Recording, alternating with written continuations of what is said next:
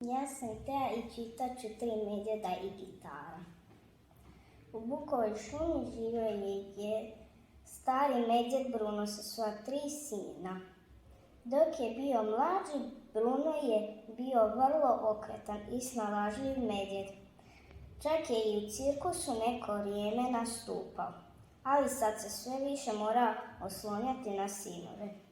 A oni su mu bili zaista dobar oslonjač u starosti.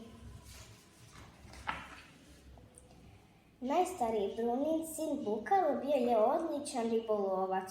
On bi ujutro otišao na rijeku, sjeo na kamen pokraj vode i čekao da se neka riba pojavi.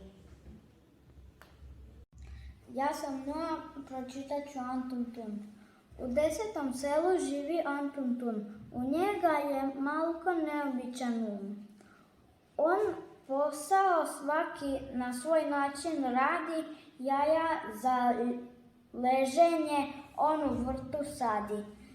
Kad se jako smrači, on mrak grabi loncem. Razlupano jaje on zašiva koncem. Da li je jelo slano, on to uhom sluša, a ribu da pjeva naučiti kuša. Na livadu tjera bicikl da pase, da mu miše lovi, on zatvori prase. Guske sjenom hrani, snijegom soli ovce, a nasadi kvočku da mu leže novce. Kad kroz život on ide on sjeda u čun, sasvim na svoj način živi Antun Tun. Ja sam Ema, imam 9 godina i idem u 3. razred. Ulomak je bijeli jelin, u granje zašne ispred Danke i kožu da manu pred njom.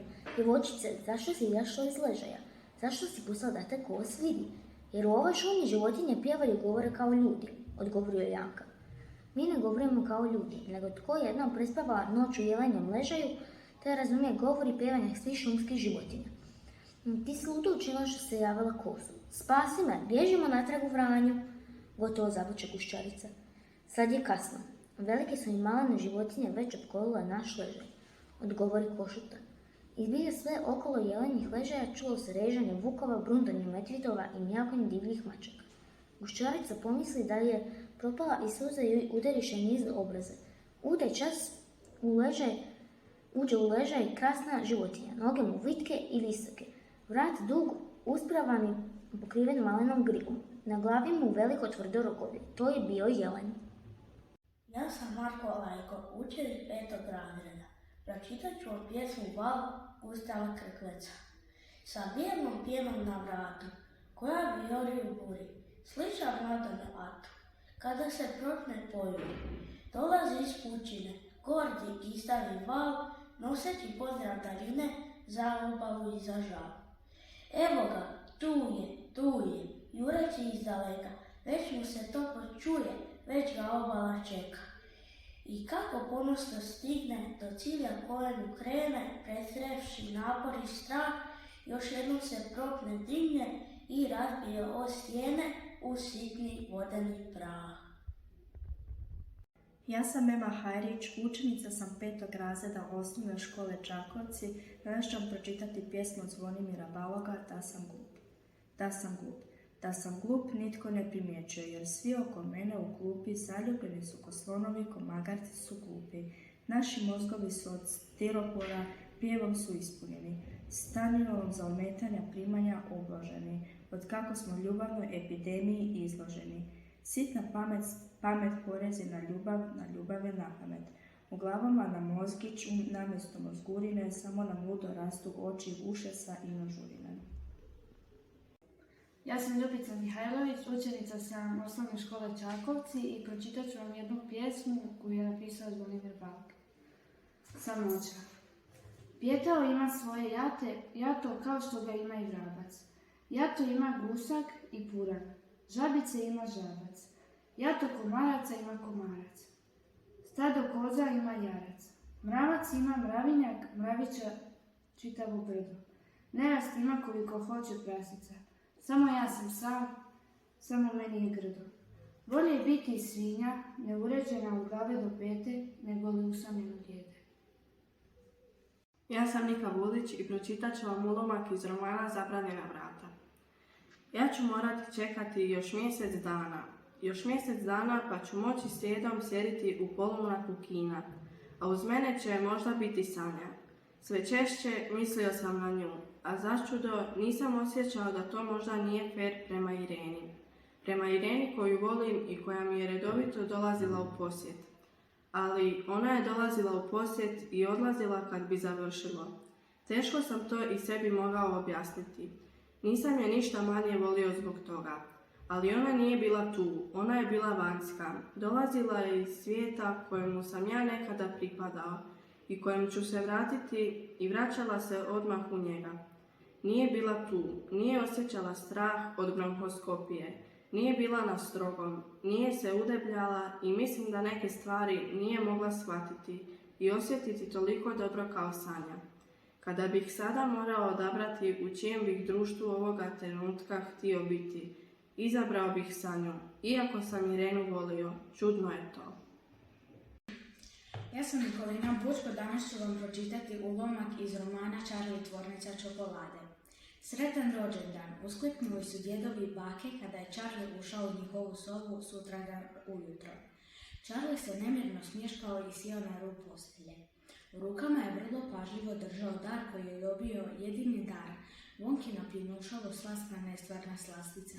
Pisalo je na omotu. 4 staraca po 2 sa svake strane postelje izdigli su se na svojim jastucima i radosno obuljili u štanglicu čokolade.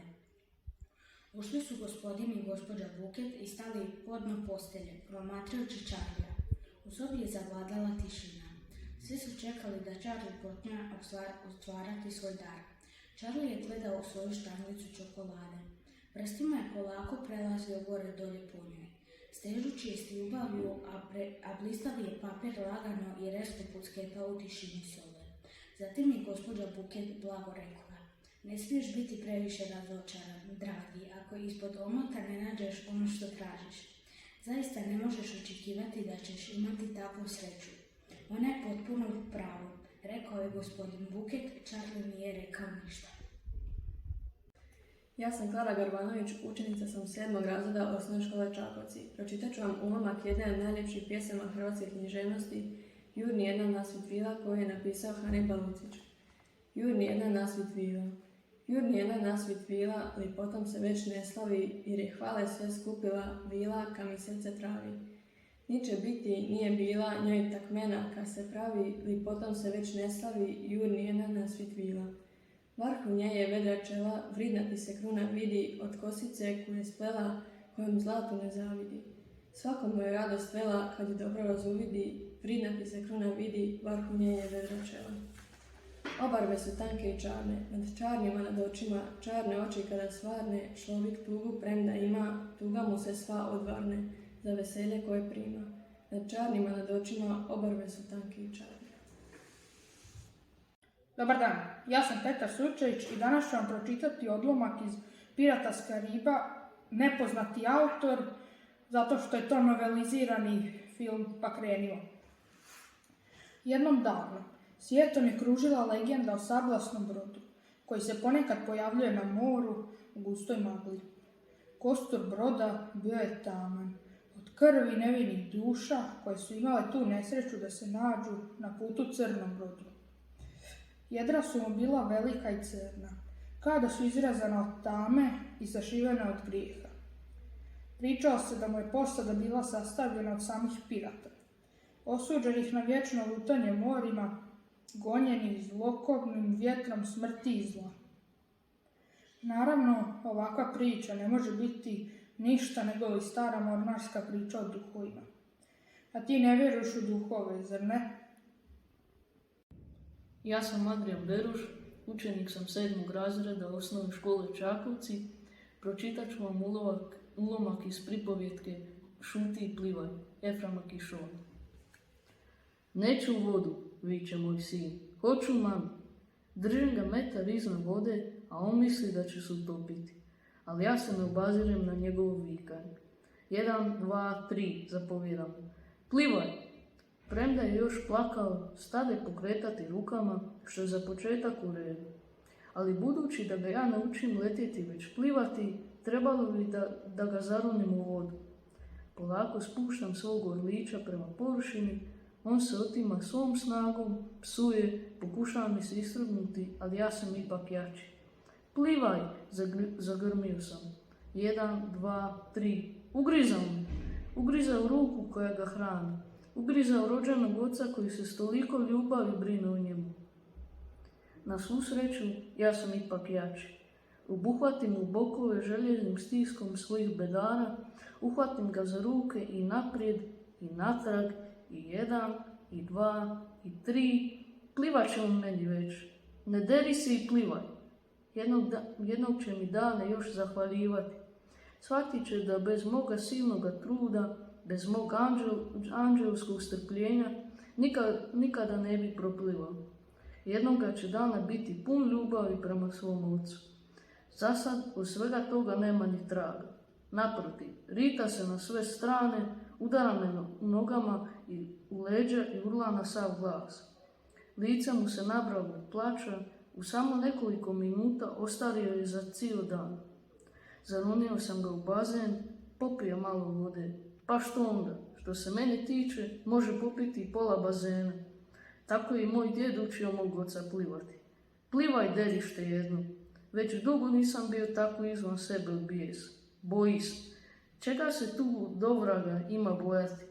Odjednom preko zvučnika začuh glas čuvara bazena. Hej vi tamo, da, vi, pustite već jednom to dijete na miru. Još će se utopiti. Dobar dan, ja sam Maja Mitrović, učenica sam 7. razreda osnovne škole Čakovci. Danas ću pročitati pjesmu iz mamine zbirke pjesama Željke Mitrović-Jurić, Moja rijeka suza. Sviraj mi brate za dušu moju, sviraj mi brate, neka noćas suze teku, neka ova bol izbljedi i olakšaj mi brate, zvucima tambure, a ako klonem, ako padnem, zagrli me snažno, dragi brate, budi mi oslonac, budi uz mene, dok isplakujem svoju bol i ne brini za suze moje, sviraj mi brate, ovu tugu, tvoja sestra noćas isprati želi. Ja sam Lucija Blažević, učenica 8. razreda osnovne škole Čakovci. Čitat ću vam jednu od najljepših pjesama o moru koja nas vraća u ljeto i ljetne praznike. More. Josip Ubačić. Gledam more, jesek meni penje i slušam more, dobro jutro veli. I ono sluša mene, ja mu šapćem.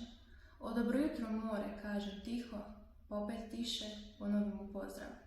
A more sluša pa se smije, pa šuti pa se smije pa se penje. I gledam more zlato, i gledam more, jesek meni penje. I dobro jutro kažem more zlato, i dobro jutro more, more kaže.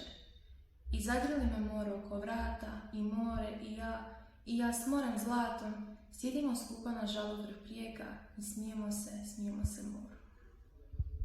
Dobar dan, ja sam Vladimir Mišljevavić, učenik 8. razreda osnovne škole Čakovci i pročitat ću vam odlomak iz knjige Kod kuće najgore, Efraima Kišana. Na sliku i priliku. Sve su premijere uzbudljivi događaji, ali svaka je od njih mači kašalj prema najvećoj predstavi na svijetu. Predstavljanju novorođenčeta drago rodbini. Najbolja supruga odlučila je donijeti Rafija na svijet usred noći, tako da sam morao čekati sve do jutra da bih mogao vidjeti. Doktor mi je savjetovao da svakako prvi put dođem sam. Stoga nisam poveo nikoga osim svoju majku, jer ona je dakako i moja majka, a za ravnotežu poveo sam i ženine roditelje, jer na kraju krajeva i njima se rodio unuk. Nisam mogao izostaviti ni tetku Ilku, ni ujaka Jakova, jer bi se inače strašno uvrijedili. Ani Cajglerove, koji su već poslali prekrasan dar. Bijele pletene cipelice, isto tako kapicu i najljepše hlačice na svijetu. Plave poput neba. Posve slučajno su se istim darom iskazali moja majka, tetka Ilka, stric Jakov te brojni prijatelji i znanci. Čak i mljekar. Gotovo da čovjek požali što će dijete narasti jer bi inače imalo odjeće do kraja života. Ja sam Lana Bulić, učenica 8. razreda osnovne škole Čakovci. Pročitat ću vam ulomak iz prvoga govora na hrvatskom jeziku koji je u Hrvatskom saboru 1843. održao Ivan Kukuljević-Sakcinski. Slasti i milina svojim materinskim jezikom govoriti. Znam ja da mi ovdje sakupljeni s veće strane na naš jezik dobro ne znamo i da se u cijeloj domovini našoj osobe oba dvojega spola lako na prste prebrojiti dadu, koje u svom materinskom jeziku dobro govoriti, čitati i pisati znadu. A što je tomu uzrok nego toga da mi u javnom životu i poslovima ili ne upotrebljavamo i s njim se samo toliko zabavljamo kao gizdavi gospodar sa svojim plaćenim slugom. Još ne zna veća strana naroda našega kakova je to višnja slast. I milina svojim prirođenim materinskim jezikom govoriti, moći i smjeti. To može iskreno čutjeti samo onaj koji je duže vremena među tuđim narodima, u tuđim državama stanovati i živjeti morao. Mi smo malo Latini, malo Njemci, malo Talijani, malo Mađari i malo Slaveni, a ukupno, iskreno govoreći, nismo baš ništa. Mrtvi jezik rimski i živi mađarski, njemački i italijanski, to su naši tutori. Sada imamo još toliko sile da se suprotstavimo mrtvomu. Uskoro nećemo moći nadvladati žive ako se čvrsto ne stavimo na svoje noge, to jest ako svoj jezik ne uturimo u domovini i ne postavimo ga vladajući.